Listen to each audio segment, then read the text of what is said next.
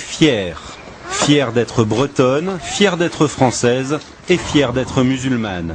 Aujourd'hui, quand elle se promène avec ses enfants dans cette cité de l'Essonne, c'est la mosquée qui l'attire, plus l'église. Avant, lors des journées mondiales de la jeunesse, elle lançait des hurrahs au pape, la croix au cou.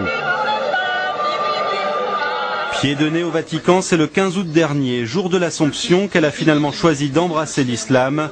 Elle n'a eu qu'une phrase à prononcer. La ilaha illallah wa Muhammad Rasoul Allah. Excusez-moi pour l'arabe, encore un peu de mal. Il n'y a qu'un seul Dieu et Muhammad est son prophète. Son sens de l'orientation, elle en rigole, est aussi approximatif que son arabe, mais elle s'applique. Et là je suis évidemment inversée. Donc, cette boussole spéciale indique la Mecque. Donc il faut suivre cette direction-là pour la prière.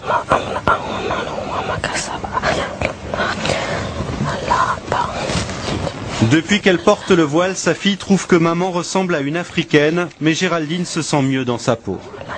Avant ma conversion, elle me prenait plus pour une femme française facile, etc.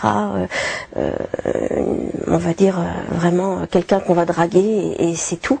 Depuis que j'ai le voile et que je suis musulmane, je suis une femme qu'on respecte et une sœur.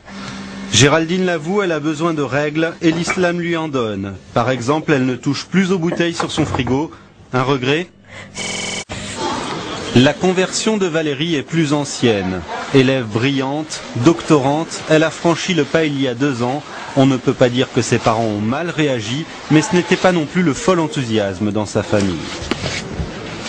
Je dirais pas que ça les a intéressés. C'est-à-dire que je pense pas qu'il y ait une personne dans ma famille qui ait lu un livre sur l'islam depuis ma conversion. Ou qui ait fait une quelconque recherche.